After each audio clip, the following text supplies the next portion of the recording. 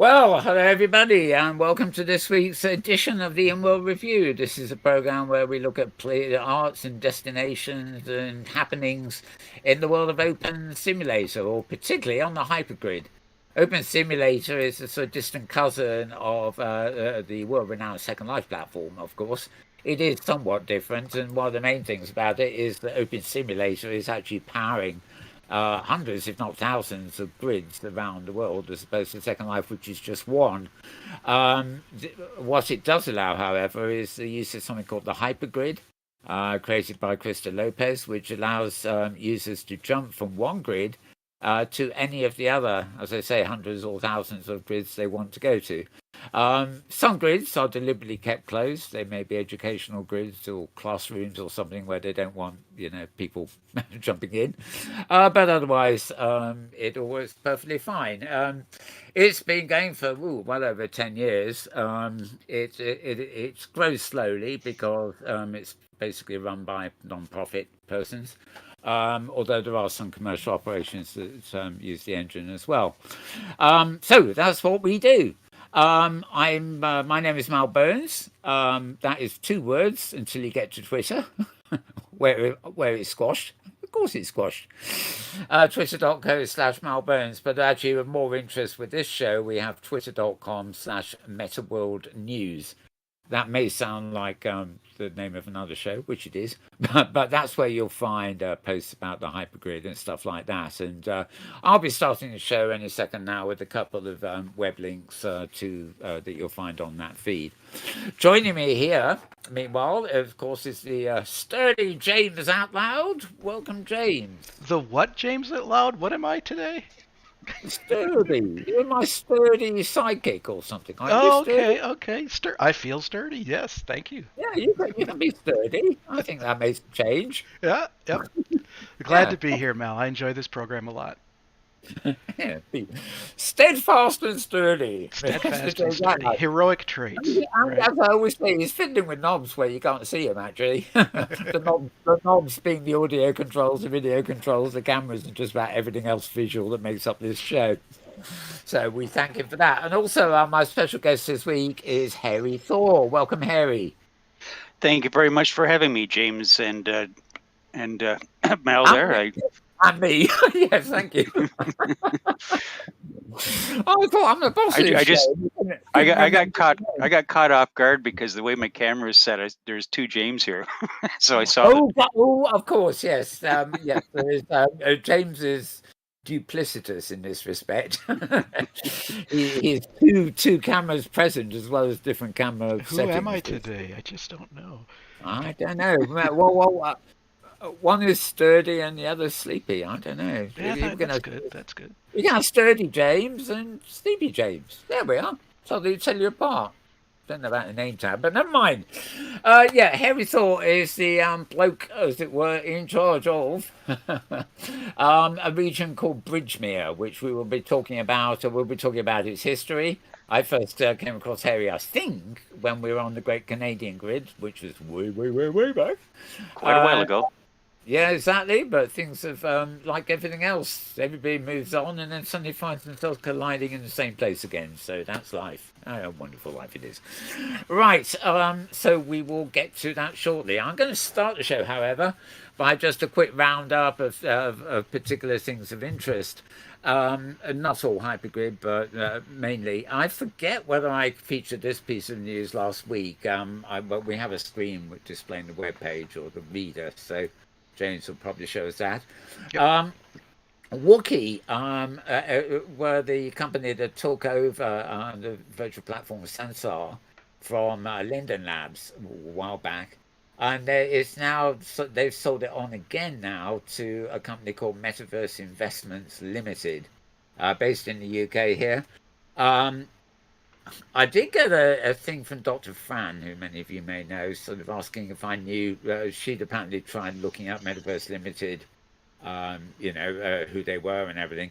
I did find them listed in the UK at Company's House, but it didn't it showed them incorporated from about late last year, I think it was. They didn't really tell me much else about them. Even it didn't even say who the directors were. So I think they're pretty quick. But we of course broadcast our news program until a couple of months ago from Sansar. We still have a newsroom there if we want it. We weren't at the time too sure about its future, but it does seem now that things are moving. Daisy from Sansar is tweeting and posting a lot, and on Discord and stuff. And yeah, they seem to be bringing new regions online, promoting their concerts and stuff like that. So we will see. But the actual news, in case I didn't mention it last week, of course, I don't think I did, is that they're basically under new management now, and the company running them is called Metaverse Investments Limited. And Daisy at Sansar has been fairly dominant in the past, so she's obviously back because she's been very quiet of late. So yeah, hopefully things are looking good over there. Right, where else have I got to here? Okay, okay, this is part one. This is at YouTube. Again, I'm running this straight from YouTube actually. This is a piece about the Pangea Grid.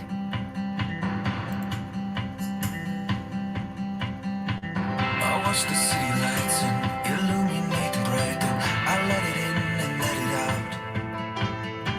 I feel the summer in the air, the sound of freedom everywhere. So raise your glass, your home's where you belong. Feel the love, my brother, sing along. Celebrate and drink it all night long. Feel the earth moving. To the sky, keep myself from falling high. It makes me feel like I'm alive. I'm alive.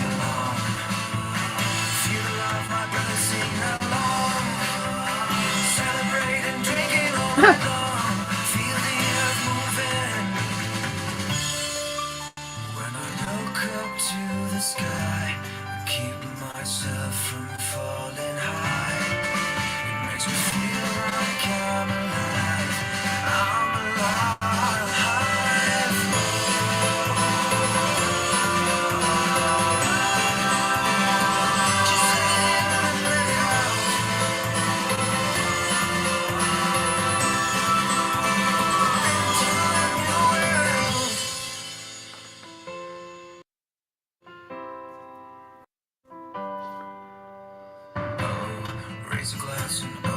We're always looking for new places to visit. This looks very interesting.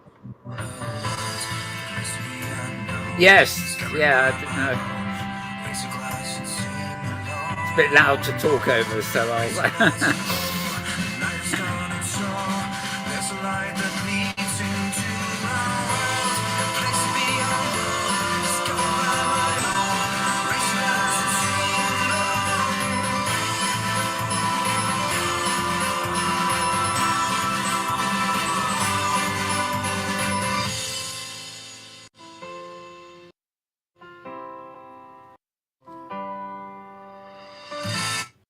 Okay, so Pangea Grid, that is called. This is part one, apparently. Again, I'm not sure. Let me have a look here. The person posting this is Lampithala. I'm not that sure of him. I know the name from video feeds earlier. So this is yeah, this is posted not during the last week, the week before, so not quite sure there. that's the username at YouTube if you want to find him and subscribe to him. It's probably a good idea. And this is the address. There's www.pangea-grid.com. That's the website. And yeah, if you want a hyperlink, it's pangaeagrid.ddns.net and then colon for the port number 8002 and then another colon for Pangea. So you can see it there. You have to come back and replay this show if you didn't catch it. So you could put it in slow motion. Let's see. Oh yeah, the song was called New Day. The artist was Marcus Ruffus. So it is credited there, and it's actually licensed to YouTube by somebody. Right, I've done my bit there. Okay, so moving on again. We have another YouTube, and this is another OpenSim build. All about Alice. Alice in Wonderland, of course. Let's see. Oh, this is very short.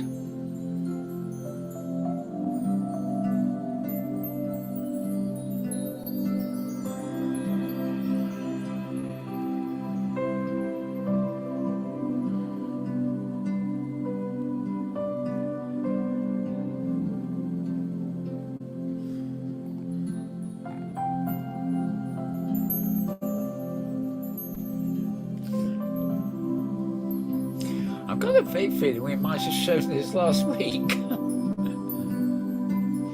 But you say pretty anyway, isn't it? So one thing about the hypergrid, you can get quite overwhelmed with all the places to visit, and you can't remember if you actually visited them or not. Yeah. This is very true, especially now sort of you often find places through a link here, a link there, and everywhere, and then it's not only do you forget, but you can't find them again because if you lost a bookmark or it doesn't work over the hypergrid or something. Right, okay. Right, so move from that one. That was the user for this is somebody called RX Gamer space BR. And Alice no Paris das Maravillas Festa Temati OAR Paris Open. Yeah, I don't know. I saw the word open sim, so I know I'm halfway in the right place. Okay, moving on. Right, we did Wookiee, didn't we? So I better just remove these ones that we've done. Okay, now this is very naughty. This is not new news. It should have been included last week, I think, but it's very annoying. For somebody that has been giving a flat to Second Life for taking commissions on their things, and also going on, Zuckerberg going on to Apple about their App Store commissions. It's a bit hypocritical. Meta have launched a creators bit, for their Horizon, whatever the fuck it is, and apparently they want to take 47.5% of creators' earnings as a commission. Now, who on earth is going to go to bad enough for Second Life, but who's going to go to a virtual world where they create a virtual object, sell it to another user, and then have to give 47.5% to Zuki? Come on. And you don't even get legs with that avatar. Quite. I really sometimes I mean, I'm not a big fan of this guy, but sometimes I really think does he really know what the hell he's doing? The agencies. I remember agents used to take 10%, and then. Actually, when I was one, and that was in the 70s, it was maybe 15%, and then slowly over the years it goes up a bit. But 47%? Come on, greed is just the order of the day where that character is concerned. I think he's just looking for a tax write-off. He's going to get one at this rate. Is there's going to be nothing left of Meta by the time he gets to the Metaverse. Is the stock is falling in free fall really, but of course it is in a lot of places really. But some are doing okay. But yeah, there was another report in the week from Yahoo, I think, about staff at Facebook. Are saying that he's just obsessed with this idea of a metaverse. He's not paying any attention to the Facebook core business anymore, which is it just makes you wonder. Oh, he won't be the first powerful person in the world to have gone cuckoo recently, will he? Just hope he hasn't got any firepower to bring down servers and stuff. Right. Okay. So yeah, disgraceful state of affairs. That I think. Right. Okay. This is a site I found. There seems to be going to be. I think there's going to be quite a few posts from this site. They're called imeta.com. imetmeta.com. I think there's an RSS feed I've plugged into here. I'm not quite sure. This was a post this week anyway about basically it's destinations based. So great, fine places. This takes visitors to a journey under the sea and through time. And hang on. Oh, I don't believe it. I think this is the second. Yes, this is the Second Life destination. So yeah, I believe Amara and I have visited there before. It's a very nice place over there in Second Life. Yeah. There are some great places in Second Life, actually. I know that the last one I had of this, I think last week, was an open sim destination. So it's good to see a site that is actually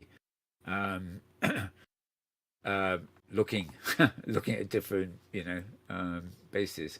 Metaverse destination. Yeah, well, inevitable, really. Okay, well, enough of that. But okay, another one from oh God, what's his name? AI. Bat here. Okay, this is about another. This is definitely an open sim grid. It's called the Shirelands, and it's a Lord of the Rings theme region. It's run by somebody called David Denny, who's the original creator of the OpenSim archive files, OARs, used by Fred Beckhausen throughout Worlds, and he makes his regions available for personal use via the OAR shop on Shoptily. Now, I don't actually know Shoptily. In fact, we will quickly check out Shoptily. Right, yes, this is actually a different website all of its own. Okay. That's a difference in price, isn't it? $50 for something there, $2 for something there. They're nice. It's nice stuff anyway. I will have to investigate Shoptily at a later point. But going back to this particular post, you'll find this at this is oh God, my mind's gone blank. AI, what's his name? Blog Infed. Okay, AI Austin, that's it. blog.inf.ed.ac.uk. Yeah, there's a handful for you. You will find a link on twitter.com/Metaworld News, and there you have it. I don't think that's there's been a short discussion. I believe it started yesterday over in MeWe in the Open Sim group there about this place. People were inquiring if it was set up the same way as I guess the people who follow this. I guess there's maps and what have you, and they wanted to know if it was set up the same way. And I guess the person who has set this up has set it up according to the maps. Right. Okay, I'm not entirely sure there. I mean, there's two sides of it. It's the stuff you can buy from Shopee, and then the region that's rezzed. Oh, we had a look at Hobbiton. Clue-based quest through Hobbiton, Bree, Mirkwood.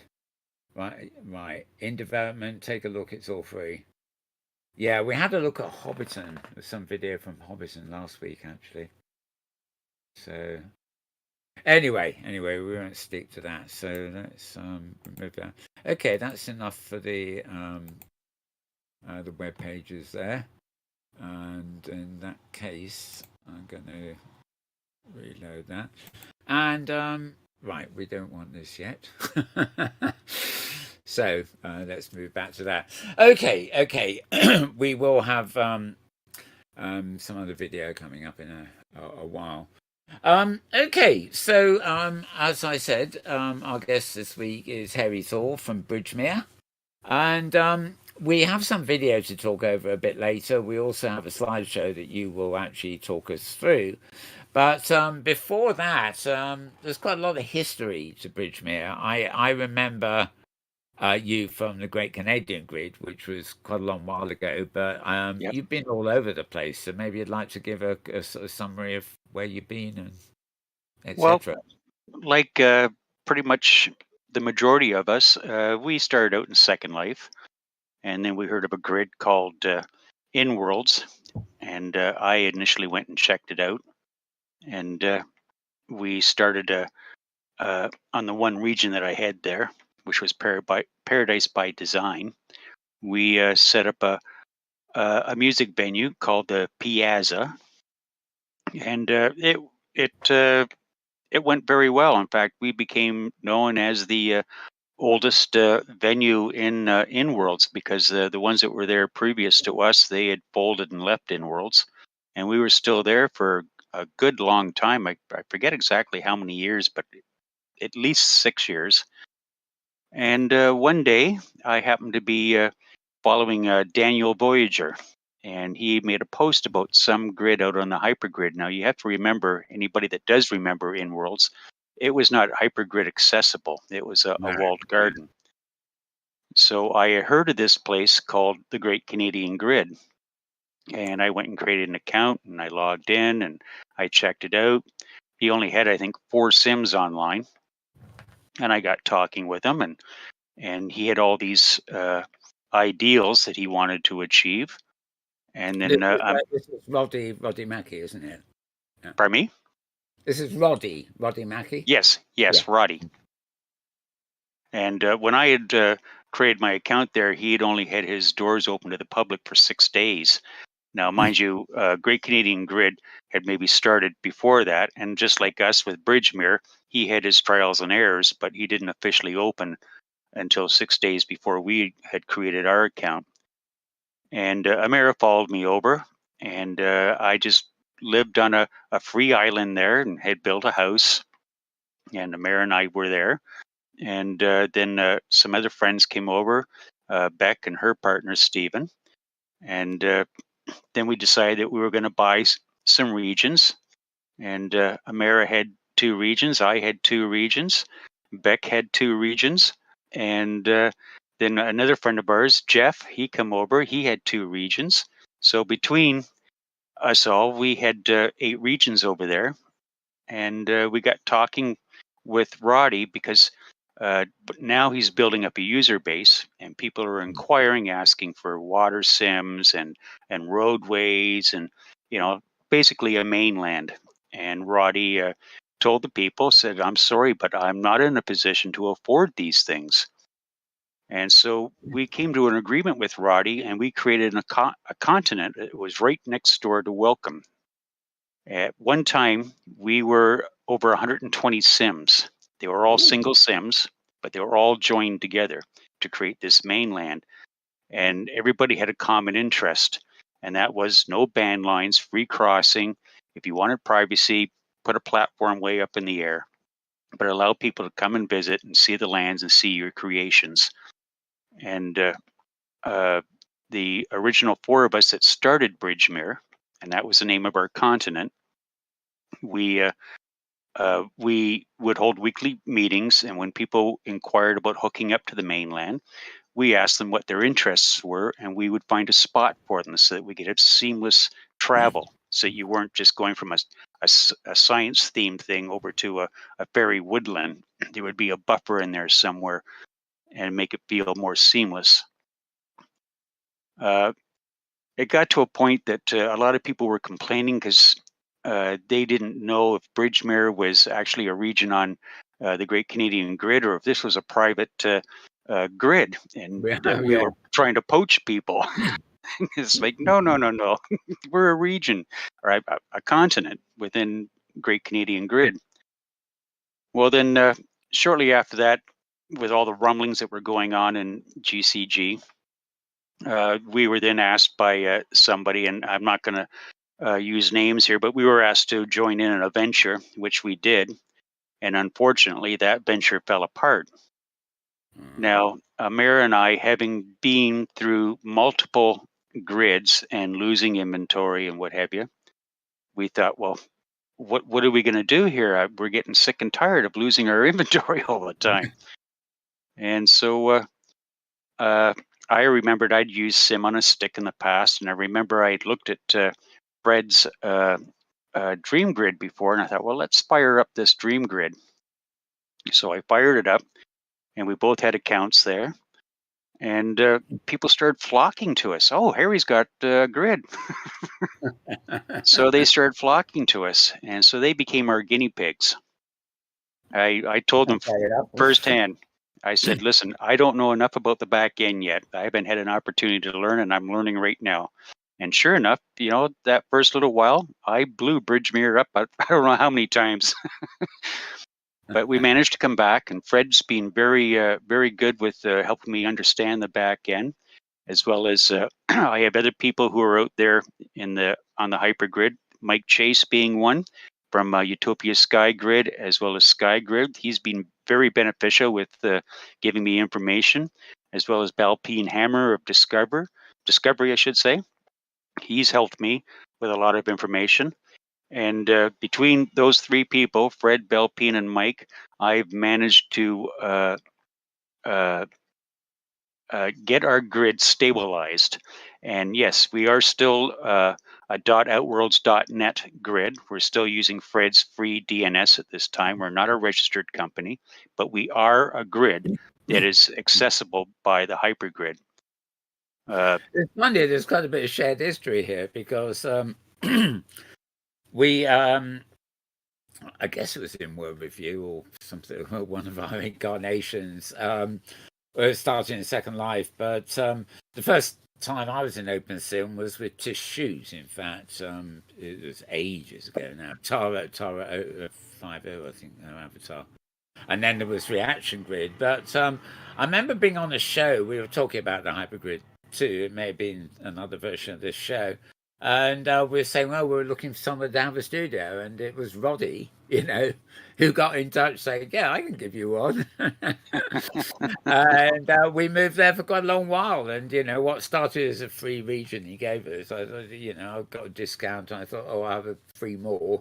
And then I'll have another 4. Building quite a sort of mini continent there. And then, of course, it went offline for a while, but it did come back. But again, just like you, the solution there was to, pardon me, go with an Outworlds build, So I sort of eventually ended up with a VAR file, which was 5x5 regions big, And it's still there. It's not online at the moment, but that parallel journey, so to speak. Although in my case, I wasn't looking for, how should we say, residents, customers. I was just base of operations. It afforded me the time to understand how a grid works and to understand how all the back end works. So that now, I'm not in the same league as developers for OpenSim, but at least now I know I can take care of my own grid. I know what to do if there's a failure somewhere. Yeah. I know exactly what to do, and I'm very anal when it comes to backups. I do a lot of redundancy backup. I want to mention too, with the bridgemere logo here. Back when we were in GCG and we needed a name for the continent, and we were taking a vote, and it was actually Jeff Mustang, who is one of the elders of bridgemere, who came up with that name bridgemere, and we all voted on it and said yay. And so that's where the name came from. And then it was Beck Jigsaw that actually did this logo for us back in the GCG days, and we've just stayed with it. Yeah. I got permission from her to use it as our grid logo. And in fact, I think up on our store on Welcome, it's got down in small print underneath there. I think it's covered up by this black border on this image, but it will say designed by Beck Jigsaw. So she was very good about allowing us to continue to use that for our private grid. Well, not private grid, but what I mean is a grid as opposed to a continent. I think I remember her name. BEQ, it's spelled, isn't it? No, BEC. Beck Jigsaw. No, maybe another Beck I'm remembering. Never mind. Shut up, too many people. Right. And presently, we're up to 53 residents, including Amara and myself. Oh, we're changing slides. Are we changing slides now? Yes, so, I just changed slides to our map. Right. Recently, a little while back, I'm going to say 6 months back, we decided we needed a second server. Because unlike some people who are greedy and just want to cram as many sims as they can onto a server, we decided that we wanted to have enough room. And this here is our mainland. It consists of 21 regions. They're all single regions. And because they are on the same server, they don't experience that rubber banding because you're not having to be handed off to another server when you do cross a region border. As I said, 6 months ago, we bought a second server, and that's where our private regions reside because they're not connected to anything. They're all individual, so it doesn't matter about that type of latency. We hope that in the future we may get up to 3 servers, but right now, as I said, we're not a registered company. We're still using the Outworld's DNS. Out of interest, where is your server there housed? Is this it's with Contabo, and it's down in St. Louis. Right. Okay. And that could explain the reason why you were having resin problems because it was a long walk across the Atlantic there. Yeah, and I was also wondering about lag and things because I know that many of the Outworld's servers are people reusing, old computers of their own, or even new computers, but based at home. And it's not, if it's a small population and not many people online at once, it's fine. But sometimes after you get to a limit where having all the regions as you've got on the same server, it can start to get laggy as people. That's the nice thing about what Fred has supplied for the people is that you can have over 100 regions on your home PC. And we did start out on our home PC, but because we were having a lot of other people coming to visit us at the same time, it meant that I needed to be able to supply the upload bandwidth to these people.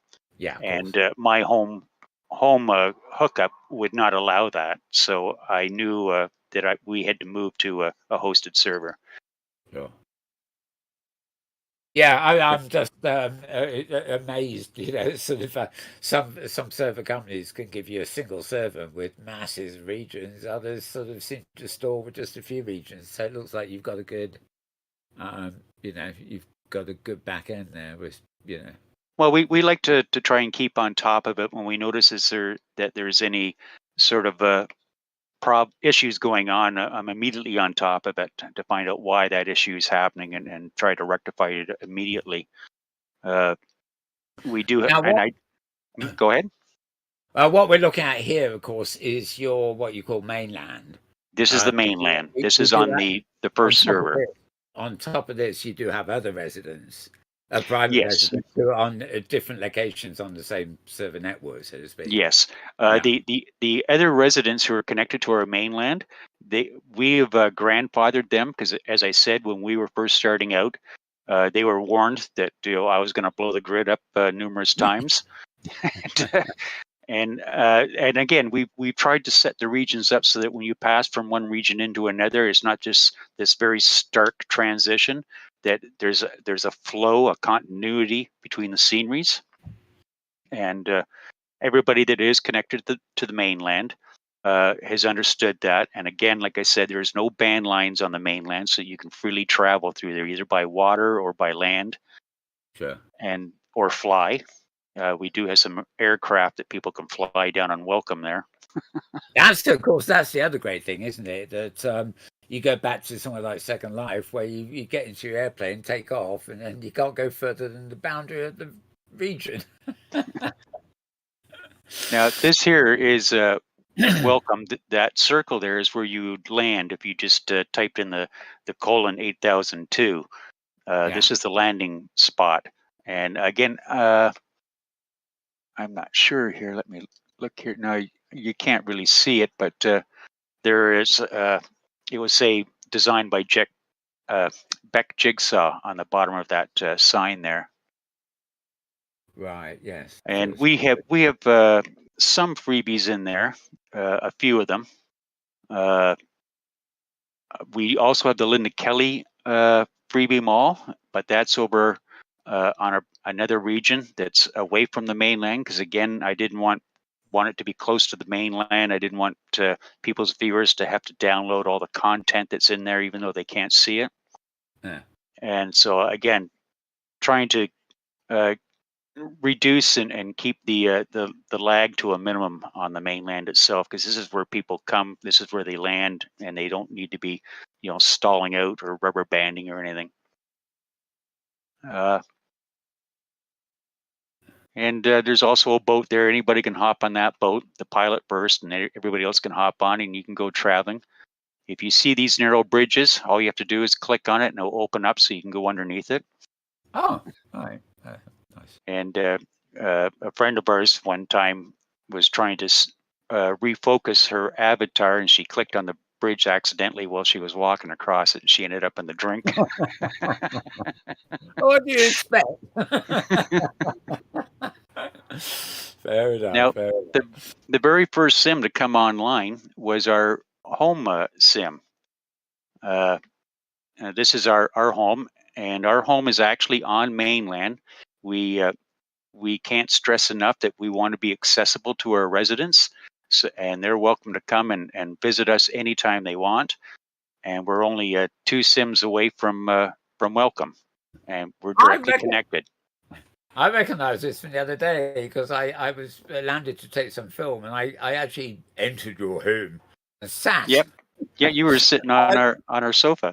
Yeah, I was sitting on your sofa, and I was busy in camera mode filming. And of course, you noticed I was in World. You came and said hello. I didn't know because I couldn't see you, while I was in the camera mode. But yeah, quite funny. But I recognize the home anyway. Yeah, anything that I create, it's copyable, and if you can't get a copy of it because I neglected to check on the permissions, all you have to do is ask, and I'll give you a copy. The only exception is this home, because this is Amara and I's home, and this has taken several years to come up with this final build, and we're still adding to it every day. And this I will not give a copy to people because it's a private thing between Amara and I having this home. Yeah. But people are welcome to come and visit. But this was the first sim to go online, and that was November 18th when this sim went online. This here, Amara, is very, very creative, and this is one of her fantasy sims. This is known as Atlantis, and I didn't get any shots of down under the water, but if you were to go down under the water, she's got all the mermaids and other little neat things down there. It's very spectacular under the water. Up here on the land itself, she has the oracle there in the pyramid that you see in the background. She's using the EEP, so that's why you got Saturn in the sky. There's some hidden areas in there. There's some ruins to go through. Plenty of spots where you can sit and contemplate and just enjoy the sounds that are there. She's done a lot of work on that sim. That's Atlantis, as I said, and that's next door to Welcome.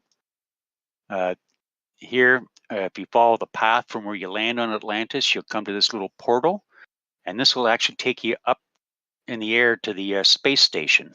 And she's created a science-themed space station up there, which is very loosely put together. I mean, you got funny-looking aliens and what have you, but it's a great thing to go and visit. I think anybody that's into that kind of science theme would really get a kick out of it. This here is part of the station up top. This is her lunatic lounge. We've had a couple of parties up there. These things that you see dancing around right now, they're all your Animesh models, except for myself standing there. Oh, actually, no, this isn't. You're not an Animesh? Good grief. I'm sorry to say, this is not the lunatic lounge. This is actually the what would you call it? The holding station. This is where you decide where you want to go up there. And so when you click on the teleporter that you'll see over there, left of center, underneath that red dot, you'll see there's a little portal there. If you click on that, that then takes you up to the lunatic lounge. And again, those are all Animesh that are up there. I got you. Yeah. And if you're up there and you cam out, you'll see all the other spectacular items that she's put out there to give you the feeling that you're out in space someplace. Yeah. That center thing with a ring around it, that's the actual space station, and it comes out to this other hallway that's got the two orbs on either end. I don't know whether you just interrupting for a sec, really, but we were talking of third. Safari, we've obviously got those in the audience here, went to a few weeks ago now to a build that was based on the what's it called, silent running. Oh yes, I did read that. Yeah. Did you get to that at all? No, we haven't been there yet. Right. Mary has been pretty busy in real life right now, and she hasn't been able to get online for a little while. Just seeing all the planets floating around reminded me of that, you know. So I thought I'd get that in. And again, this is just a wide angle of the. I believe that's yes. Oh, pardon me. This is Rima. Now this one again is next door to Atlantis. This is another one of Amara's sims. Rima isn't themed after anything actually, except that over in the background you'll see that one of our residents has a region over there which is called Peace Island, and it's all winterized. It's got the ski lifts and it's got the skating, and it's very winter. And what Amara did was on that one edge, she created a buffer by creating a winter scene that slowly melts away into the greenery here. And we like to show this to new residents to say, this is how it can be done. You may not be into winter yourself, but you can, sacrifice a little bit of your region just to create that blending. Yeah. I did a similar thing with on the Outworlds region, except I actually had a mountain, but I created a sort of, from a distance it looked like a mountain, but there was a sort of plateau there. So I made the plateau an entire winter region, and as you came down, it changed, you know. Oh yeah, just not very good at doing that kind of thing, but the concept I understand. Yeah. This is just another shot of Rima. As I said, I wish Amara was able to get online and take better pictures than me, but this is just one of very many secluded spots where you can sit with your loved one and just lay back and listen to the nature sounds and enjoy the view of where you're at. And like I said, she has very many of these secluded spots throughout that region, as well as over on Atlantis. Now, this here, again, this is across from Rima. This here is known as Tun Ilha. It's styled after the Mayan culture. And when Amara gets into something, whether it be the Japanese or the Mayan, she does extensive studying. And she's created this region here, which if you to go over and visit it, you'll find signboards that you can click on it and get note cards to understand what you're looking at. She was even approached by, I believe it was a professor down in Mexico who curates Mayan artifacts, and was asked about what she was doing here. She hasn't been in touch with her for a while yet, but for a while they were conversing together. So she even piqued the interest of a courier of Mayan artifacts with this build. And again, like I said, she does a lot of extensive studying before she creates a build that's based in history. Right. This here is another shot of Tun Ilha, showing the men out there with their catch of the day. And are these animesh again that have been made to? no, those are just static models. All right. I don't. Yeah, she doesn't have any animesh over on that region. They're just static models. Yeah. But they're in character anyway, so sort of, yeah. She like walking through a photo frozen in time, where everything's there. It's just static. Yeah, she'll find a static model someplace, and it may not relate at all, but then she'll play around with it, and she'll create a new outfit for it and what have you, and make it so it does fit for what she needs. Right. And I believe you were over here on Wednesday. This is the canals. Yes, I think we'll see. Compared with your pictures, I don't think my film came out very good, but we'll see that when we talk over it. We'll take a break. And this here is bridgemere canals. Now, unfortunately, I'm unable to get the water to go up and down, but the gates themselves do work. And when it came to the building, I started to create buildings, and I thought, why am I doing this? Linda Kelly's got freebies out there. Yeah. So I just slapped the freebie buildings in there. But I actually created the canals there. And like I said, the gates do work. The stores are there. They got little for rent signs on them. Anybody, it doesn't matter if you're a member of our grid or if you're hyper gridding in, and if you got wares that you want to give away to somebody or even sell, we don't care if you want to sell them. We use the glow bit module. Yeah. You're welcome to make use of any of those stores, and by clicking on the sign, it doesn't charge you any money. All it does is it says that so and so has rented this place for 30 days. And it just lets me know that somebody is interested in that, and I'm not going to go and delete their stuff because they've taken the time to click the for rent sign. Yeah. Okay. Yeah. And good. again, on that same region, I think you made mention. Yeah, you got a lot of vehicles over there. This is Bridgemere Motors. I remember this one. I couldn't move for vehicles. Every time I camped around, I was in another vehicle.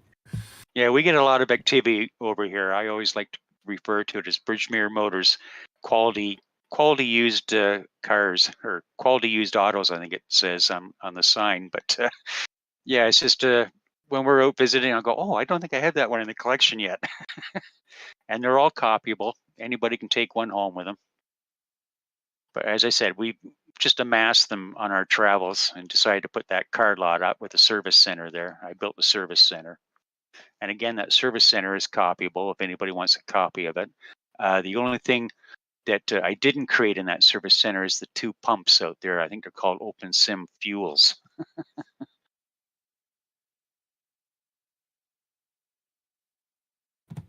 Oh yeah, there's your film of our sorry, I was our home there. I was just loading that ready, but it started. Actually, we'll have a look at this one. This is well, I'll go for the first. I'll go for the first one, the shorter one, which is 2 minutes, I think, and we can talk over this. So, there, of course, is your home, and somewhere in there is the lounge I managed to sit in with do the filming. Yeah, as you can see, some things are a bit sort of half-resed and as I said earlier, our home is one of these creations that's never finished, because we'll look at it and say, oh, well, we need this. So then that new thing has to be added. For instance, the art room on the one side, that was added afterwards. The wraparound porch was added afterwards, as well as the roof line for that wraparound porch. The awning, which is functional. You can actually in the noon hour time of the day, you can have the awning come out over the top balcony, or you can put it away when the moon's out. I think one thing this bit of film is doing, it's not very good in many ways, but this is giving I keep panning up into the air, so it's giving an idea of the size of the layout from the air as opposed to close-up shots. Oh, there's another. Yeah, that log cabin is over on Paradise Straits. We have a few homes out there, which I built them all. And again, it's got a little for rent sign on it. And if you're looking to have a spot that you can call your home, you just need to join our welcome group, and that will allow you to res your furniture out inside one of those homes. Oh, we finally get a res bridge. Suitable for bridgemere, isn't it? Nice bridge, actually. Okay, let's pause that one there. So I've got another about 4 minutes on another clip, but we'll go back to your photos for a while and then come back to the next pic I get up here again is another one of Amara's sims. This is Orphalese, and again, this here is a study on a book, and unfortunately she isn't here to jog my memory on it, but there is a book, and Orphalese is, if I'm not mistaken, is a region within that story. And it so this is loosely based on a Moroccan small village. I thought it had that feel to it, yeah. So She's got the little shacks here where people sell their wares out front of the watering hole here. This here, she's got the olive press there that the donkey pulls the grinding wheel around. She's got a well back there that keeps the trees watered. The trees and the well are part of the Satter farm thing, with a lot of it stripped out so that we don't get any lag over there. It only has what we need in it, and that is to water the trees and produce the fruits. Yeah, that's that Satter farm thing is a whole different ball game, isn't it? This here is her other region called Odayakana. Odayakana is loosely based on the Edo period. And again, she's done a lot of studying on this to get this all put together to make sure that everything was accurate in what she does. Again, I wish Amara was here, that she could describe these lands a lot more than I can. Yeah. But you got your water buffalo and the rice paddies there, and again, this is still her Odayakana region. And this one is too, from a different direction. There's a lot to see over in Odayakana. I don't do it justice with the pictures that I take. She's a better photographer, but there's so much to see. There's quiet little places where you can sit down and just contemplate, sit with your loved one and have a cuddle, that kind of thing. And they're all over the place. You have to go. I recognize this checkerboard floor. In fact, that's on the next bit of film. I know. This here is we started this over in Inworld. This is the piazza, and a friend of ours who actually performs on Sundays, Miss Monk, she got sick and tired of the piazza that I had built, and she offered this to me. And so this became the new piazza, and everybody liked that, and it's always been. And when we went to GCG, Beck Jigsaw, because I didn't have an interest in running it anymore, Beck Jigsaw, who was my manager for the piazza in Worlds, she took it over and was running it on GCG. And then when we left GCG, I then asked her if she was still interested in running it, and she had no interest. So then I've taken back the piazza, and it's running now on our grid over at Paradise Lagoon. And we have events there on a Friday evening, Saturday evening, and Sunday evening. And the pizza place there, that's only because one of our past DJs kept making comment. She kept calling the place the pizza place. I said, no, it's the piazza. It's pizza, piazza, whatever. That's one of those mistakes a lot of people seem to make. There's another example of oh god, I've forgotten what it is. Something to do with perfume, I think. There's two words that sound so close that people are always making a mess of them. But anyway, that's it for there, is it? Okay. As I let's. said, I didn't get very many slides together. I think it worked out to be 21 slides. I was Yeah, so well, rushed to do it.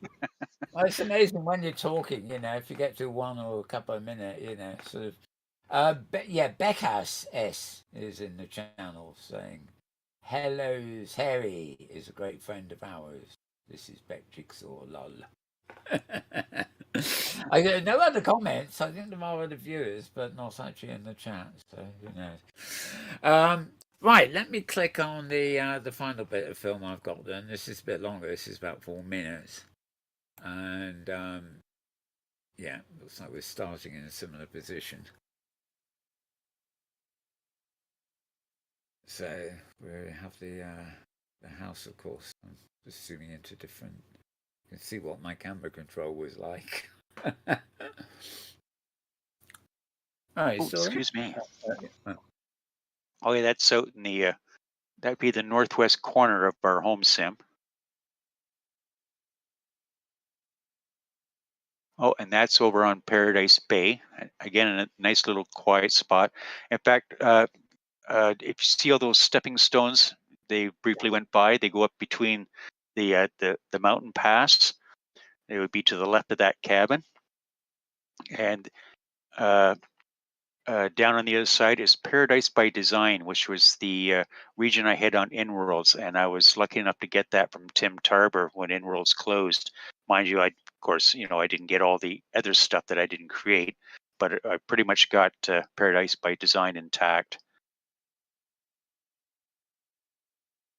Yep, that was Bridgemere Motors. So many cars, motors. I mean.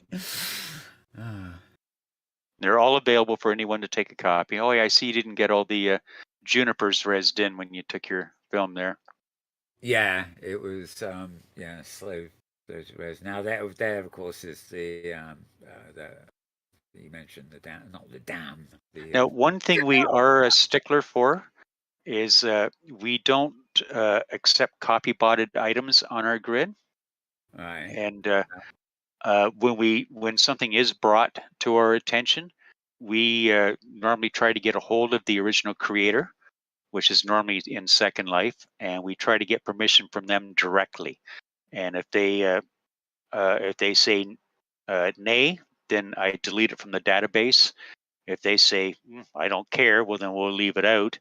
Or sometimes we haven't been asked yet, but we're waiting for that to happen, where somebody might say, well, yeah, you can have it over there, but you got to pay me this for the license. And we're prepared to do that because we do not want copy-botted items.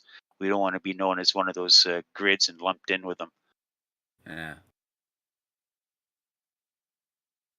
Yeah, I don't think it's such a problem as it used to be, but it's so hard to tell because there just are so many darn grids on the hypergrid these days. Oh, I mean, here we are, the checkerboard floor, as I call it. And yes, you will find a lot of Linda Kelly stuff. I mean, why reinvent the wheel, as it was said last week? You can take a Linda Kelly object and you can tear it apart and create something different with it. Yeah. Yeah, taking things apart and rebuilding them is sometimes educational and fun. And of course, like I said earlier, the pizza place there, so there's no confusion. That's pizza. The floor is piazza. Yeah, that's one is edible and one's where you go to edit, I suppose. Oh, is that me? And we like to sponsor other grids. I noticed the last clip you had there was with the Mariana's grid. That takes you to her landing spot on her grid. She's the one that creates HG Virtual magazine. Oh yeah. Mary's actually the one who put you in touch with us for this. Yes. I don't know what that bit at the end there was. It looked like I teleported somewhere. You probably took her. Yeah, it took you to her welcome area. I see. I wonder what I was doing there. Obviously, as you saw, I cut the camera at that point because I thought I'm a depth here. Don't know where I am. Yeah, whenever we can, we like to sponsor other grids. Yeah. When I was Actually, it was in Great Canadian Grid rather than the Metaworld Grid I created on Outworlds. I I kind of approached little regions as like micro regions because I sort of still thought of everything as kind of a set for filming on. So I thought it doesn't need the vast expanse; it just needs to work on camera. But I thought, I've only got so much room for this tropical garden. Yeah. So the whole idea was around the boundaries of it, apart from where it blended or was hidden from something else, I'd actually put teleports that would take you to another grid on OpenSim that maybe had a big tropical garden. So you got the effect of walking out of my miniature one into the big one. So it was, it was a bit different from having a hyperport. It was a matter of having somewhere that led from one small environment to a much bigger instance of it. Not done by me necessarily, but a sort of connectivity there. No story, nothing particular, just a continuity of environment, really. So it's always good to do that. If you don't mind, I'd like to give a shout out to sure. Shell of Infinite Metaverse Alliance. She's been very helpful with giving us beta testing items like our modified I'm going to say shoutcast board so people can understand what that is. That allows us to have people from another grid actually log into that board and perform with their own stream, as well as she's been instrumental in the visitor board that we use. We go to their meetings every Wednesday night at 5 p.m. grid time. Right, I get those in my diary, but I think they collide with something else. So, yeah. I remember. Yeah, who's this? Shell. Her real life name is Lisa. Oh, Lisa Payton. Yes. Yeah. Yeah. I know. Yes, I know Lisa. Yeah, right. Okay. So yeah, we always attend the Wednesday evening community meeting, and if anything, you get to meet up with other people who might have similar issues as yourself, and you get to talk about it out loud, and have your own light bulb go on then because you are talking out loud. Yeah. I must try and get to that again. Well, I went to some of the very early ones, but I think actually it collides as the Open Metaverse Initiative is another thing, which is way beyond OpenSim and even Second Life, and that tends to take all the end of Wednesday. So I think they collide, but I can always miss one to make room for the other. Yeah. Oh, and the other thing about bridgemere too is, like I said, we're not a registered company. So, like some people have mentioned, well, you're a hobby grid, and I guess in reality that's what we are. But we do have some paying customers. We still do not cover the costs for our servers, but it's not about making money. It's just about supplying an area where people can feel comfortable and know that their items are going to be secure. Have you? I mean, I remember, I got to know Roddy quite well, of course, during the Canadian Grid thing, well, the initial period before he had to go offline and reboot. And I remember he had great difficulties in the end with kind of scaling because I don't think he fully realised. As in fact, I think a lot of people who start with their own grids don't. They know they can manage so many regions. They know the back ends. They know how to reboot. They can count the prims and how many users they've got. But when like Roddy, you suddenly start becoming quite successful.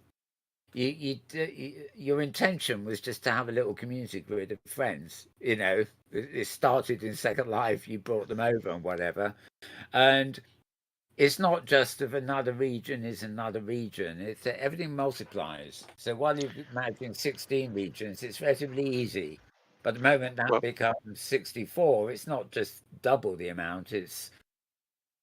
It becomes a full-time job, and you suddenly need more servers and more staff and things like that. And the overheads, which have been literally nothing on the small grid, suddenly become very high. So, I presume you. I mean, you wouldn't have any plans to turn bridgemere into a major grid.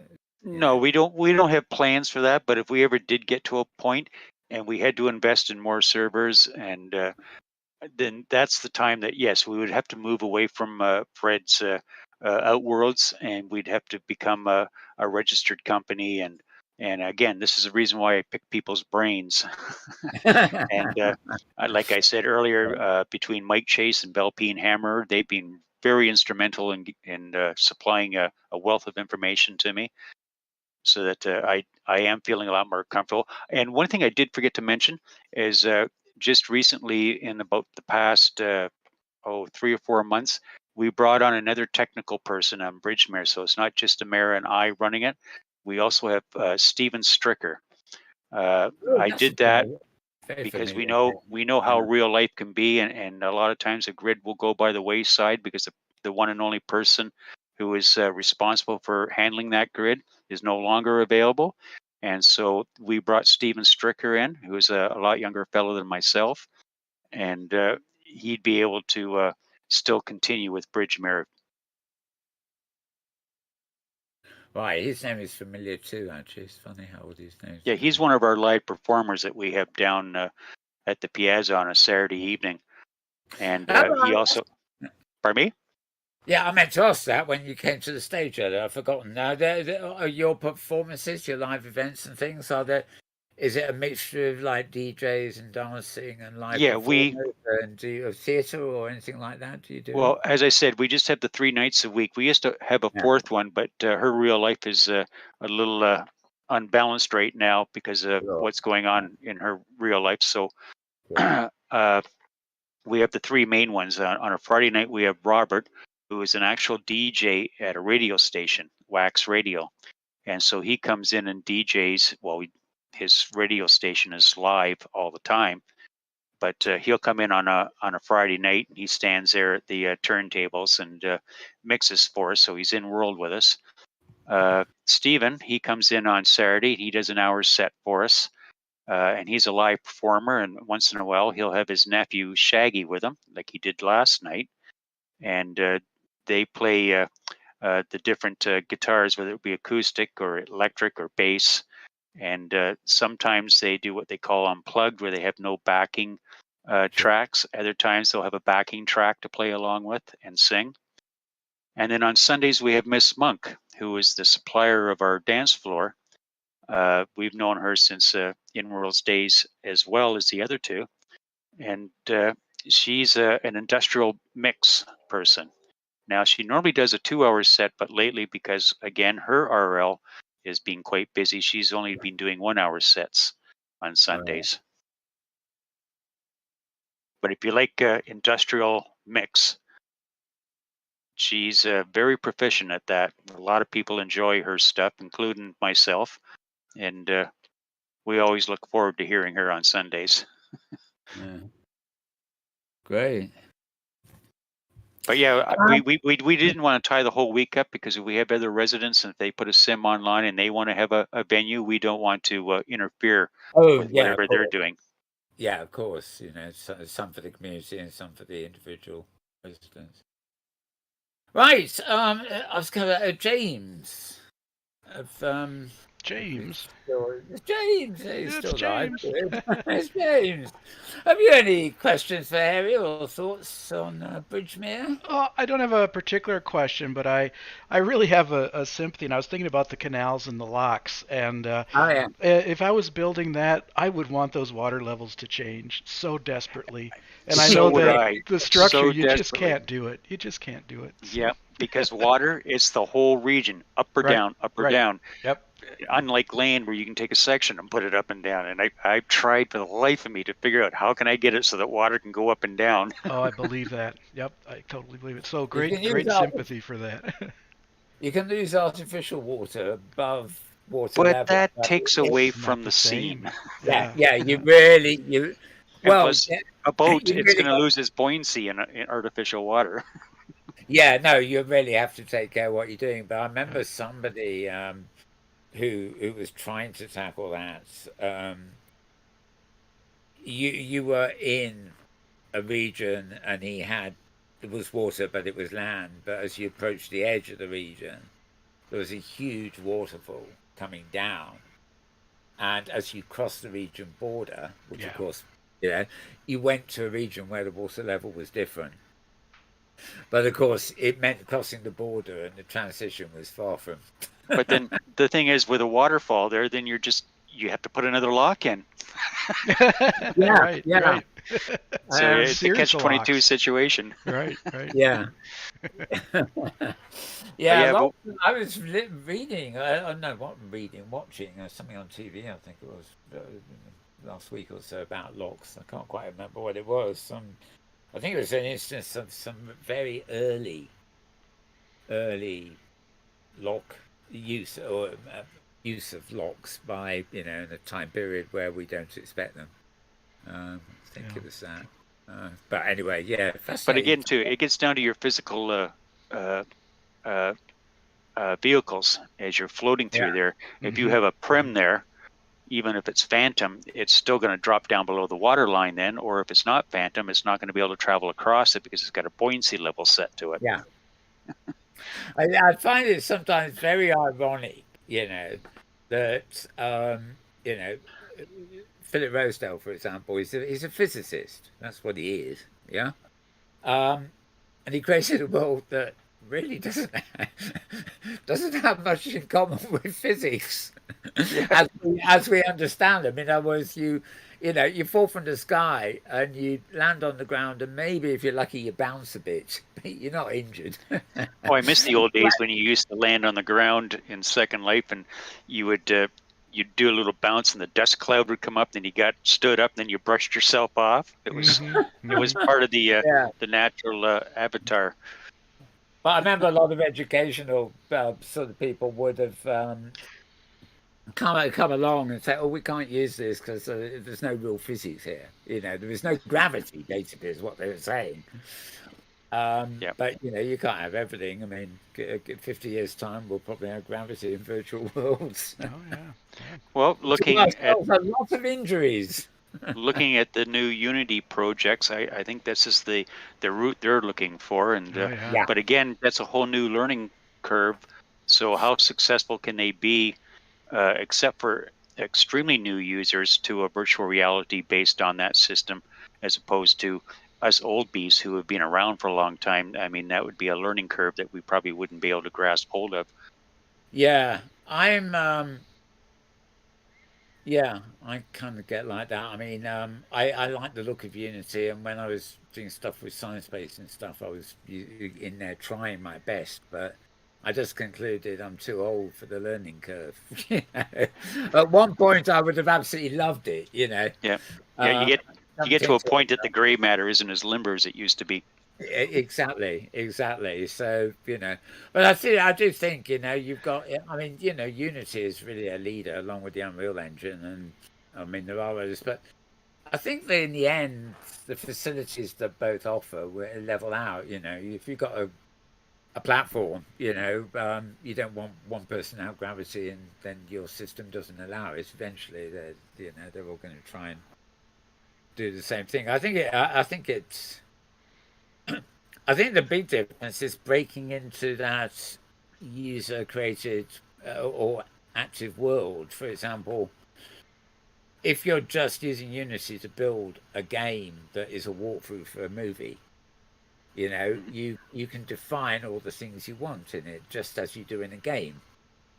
But when you've got an open world where everything is unpredictable and people are walking around, that takes a different level of design, because everything has to have a reaction, if you see what I mean. If you're filming a film, you can make sure the character doesn't bump into something or doesn't fall off the cliff. Yep. But if you're filming a drama or something in an inhabited world where, just like real life, turning the corner is the consequences of turning a corner is you don't know. You think because you know the street, but who knows? Maybe a cyclist about to hit you.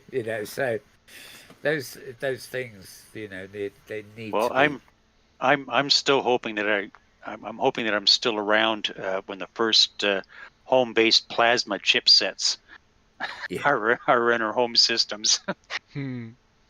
I must admit, I would like that's like when you turn your iPhone on its side and the hologram sticks up. Yeah. Like in Star Wars. It's funny, that side of the 3D thing actually quite appeals to me. The idea that I can have a screen flat on the table and the hologram appears on it, so I can have a video call with a hologram. I like the idea of that much more than the idea of having to launch a virtual world to go meet somebody. It's just a holographic phone call away. But things are moving so fast, though. I think well, if I'm here in 10 years' time, if I'm that lucky, things will have changed incrementally. The equivalent in 10 years' time will have changed that is the equivalent of the last 20 years. Because it's the pace at which it's accelerating. So who knows what's on the horizon. Great. Well, I think we can sort of wrap up here. I mean, unless there's anything else that springs to mind that you want to bring to...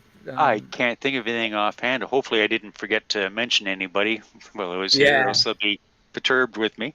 But again, I want to thank both you, Mel, and James, for having me here today. Yeah, my pleasure. And another one down in the we're definitely becoming a bit of a destination guide this program. But we're like to cover arts and things like that too. But maybe we'll have you back at some point if you've got I don't know, Bridgemere gets huge, or maybe just some particular thing within the sphere of Bridgemere is like some of your residents or artists, designers who work with you. So for now, I think that's it. You didn't have any more questions, James, did you? Oh, no, thank you. I'm good. Thanks. Yeah, great presentation. Yeah, absolutely great. Well, thanks for being here. Thank you. And we hope we will see you again. I'm quite sure we'll cross paths again. I'm sure we will indeed. So for now, we will be back same time, same place next week. And I do know that we'll have Nara Malone with us. I mistakenly billed them as Nara and the New Cats because I was feeling stupid. Funny. First I thought it was funny. Oh, she's gone. Sounds like a girl dance troupe or something. 60s band or something, right? Yeah. Nara Malone actually is responsible for a group called Nara's Nuke. And they're heavily involved with fiction and things like that. And some original, she was on with NPCs on one of our older shows. But they're actually working on something. I've been there and sort of seen it in progress already, which are sort of cross-platform projects. So, you can go and you can jump into like an interactive thing that's actually on the web and then come back into OpenSim or with various book type projects. So they're all a bit different. It's not like, this is just a visual book you can walk into. The crew she's working with are doing all sorts of kind of interesting things. And I've always quite liked the idea that you can take, say, a virtual world, a small one like Cyberlounge or something that's on the web, and you can put the website, which is a virtual world, onto a prim. So Inworld, you can then walk into. You can walk up to the prim instead of just reading a web page. You can walk into it because it's a active virtual world on the web. It might just be a room, but the idea you can walk into it from OpenSim onto the environment in the web is kind of fascinating. Yes, I've been following some of those people that are doing that, and it's quite impressive. And I think that's the direction that this technology has to go in order to get new users, because we have a very limited amount of users right now. And if you want to get new people, you have to get these people who, the only thing they do on their computer is go and check Facebook or check their email or something. So if you have this available on a web browser where you can actually go and visit a virtual world through your web browser. And quite literally, it's just a click away. To paraphrase a song there, I think. But it's, I mean, the hard thing I mean, I'm excited by that a lot. The hard thing will be the other way around, where somebody can enter a world on the web, and it will be, because it's on the web. It won't be an endless continent. It will just be it will have its endings. You know, it will have Yeah. walls, and they've already experimented. I think it's Neos VR have taken ones where they've got a world on the web, and of course it's on a certain web page, and you walk into it, but you can then teleport to another world that's also on the web, but not on the same web page. So when you come out of the other world you've teleported to, you're at a different website, which is quite interesting, because it means that is very interesting. But the only thing that it doesn't include is that you could go into a world on the web, and then you'd be able to teleport into OpenSim, because, of course, the fundamentals of the OpenSim platform cannot be. Yeah, the back-end coding is completely different. Yeah, there's some simple things that can be done, like emulated the the build and stuff like that, but nothing as compelling as actually being in the standalone client. So I think that's a shame, but I mean, you're right in the sense that I think the web is the ideal place, or the best place we can think of, really, to actually get people to taste these things. Yep, to get the entirely new user that's never experienced a virtual reality. Yeah, exactly. And some of the new platforms are trying to do it with concerts and things like that, and plus have legs. Yeah, but they will have, well, even the ones that have legs, the thing's missing. It's that you get a massive immersion for the point of view of the music and maybe an avatar or something, but a lot of the incidental things that we take for granted in making a whole world, are left out. So you don't really feel like you're in a total environment. You just think, oh, there's some bloke as a hologram on stage, and I've got an avatar, and the music's nice. Or maybe the music's not nice. I'm out of here. No, it's still in its infant stage. In fact, I remember when Second Life first introduced the web browser-based entry into Second Life. Oh, yeah. They did that for, I think, maybe 6 months or 8 months, until finally they decided to close it down because too many people were complaining about it, because you didn't have an inventory, you didn't have anything, you could only go to certain regions, whatever were connected to that web browser. Like you were just saying, you can't go and experience the whole world, you can only go and experience what they allow you to experience. But I'm just glad that it's been picked up and that people are running with this project, because again, like I said, it's in its infancy, and who's to say where it's going to be in 10 years from now. Yeah, I do remember that Second Life one. I thought it was great. It worked very well. Slim Warrior and I used it a lot, and there was actually a trick, because there were certain regions, Menorca, the music venue that Slimmy ran, was one of them, which Lyndon's put up as a destination in that web version. But the thing was, if you got in with your own avatar and got to one of those regions, you could usually find a way of teleporting out of that region to a region that officially wasn't on the web.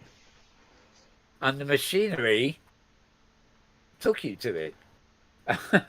So I remember we had Thor and I had like an info hub, I think we called it, in Second Life, and that wasn't part of the Lyndon experiment, but Slimmy's region was. But once I was in Slimmy's region as myself, I was able to teleport to my region, even though it wasn't officially on the web version. Yeah.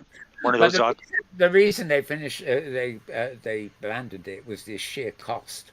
They were having to stream one live instance of the world to everybody that ever went in, and connect it to their back end, system. So it was just having a couple of people doing that was probably more cost intensive than they could afford. Yeah, one of those undocumented features, just like I don't know if you remember the day when people would IM you when they were in World, even though you were offline, you would get the email that they had IM'd you, and from that email you could reply, and they would receive it in World and Second Life. Of course, Second Life quashed that pretty quick. Well, do you remember there was SL Voice from Vvox, which was a messaging service that which you could log in, but it didn't count as your full login. So you could log in your avatar on one machine, and you could log in the same avatar on another machine with SL Voices messaging. And so it was like having a Skype. You could send messages back and forth, or you could use Second Life Voice to talk from your desktop into Second Life. And it was actually all run licensed from VBox. But I guess the cost of keeping that going that would have been something they could have got a lot of mileage out of, because messaging is the core of a whole load of the social interaction. And you can do it now in Radagast on the desktop, but I can't be logged in Radagast and in the client at the same time. I have to log out of Radagast in order to log into the world. So, swings and roundabouts. But yeah, I love all that interconnectivity. I think obviously some shows potential and some doesn't. But like I said, I hope I'm still around when they introduce plasma chipsets in our home computers, because it will be like having a human brain underneath the cover. And quantum processors. Yeah. Is that related to the same thing, the plasma chip and the quantum processor? Oh, who knows? Well, quantum physics is it's part of how the human brain operates. So yes, having a plasma chipset, I'm quite sure that quantum physics would be a part of that. Oh, dream of the future. I know there's I was reading the scale of these things is sort of something that takes a supercomputer like 2 years to do now will with this technology be able to do it in a couple of minutes. And we look back to ray trace paintings, and sort of you finish them, and they would, if you were lucky, they would render within the month. So you could print out the poster, Lord, I still remember the days when I used to hook my computer up to a 300 baud modem. Mm-hmm. Yeah. Remember those two. I'm gonna get a picture tonight. I'm so excited. I've just ordered from the States, actually. I've got some memory sticks, that I got quite a long while ago from somebody on I think it was Amazon or eBay, but they're like 2 terabytes each. That's a lot of space for a memory stick. But I've just ordered a couple because they were doing 2 for the price of 1, and they're about £100, which is what, $120 or something. But they're they're portable solid state drives, right? So they're not sticks; they're actually portable drives, and their speed competes with any of my network drives. But the amazing thing is, each of the portable SSDs is 20 terabytes. Yeah. So I thought, well, that if I actually measure the amount of terabytes I'm getting with the cost, that is one of the cheapest bargains I've ever seen. The fact that I'm getting an extra one for free.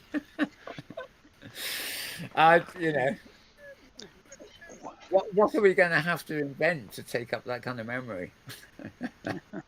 You get sort of 10,000 movies on one drive. Anyway, so we're getting off. We're entering different areas of discussion here, aren't we? So once again, I'm going to thank you, Harry, and of course James in the background here, and myself, because I deserve thanks too. And we will see you same time next week with Nara Malone and some assorted accompaniment. So that could be fun indeed. And thanks everybody for watching. And that's it. It's a wrap, as they say in the business. Thank you again, Mel and James. Yep. Thank you. Wonderful.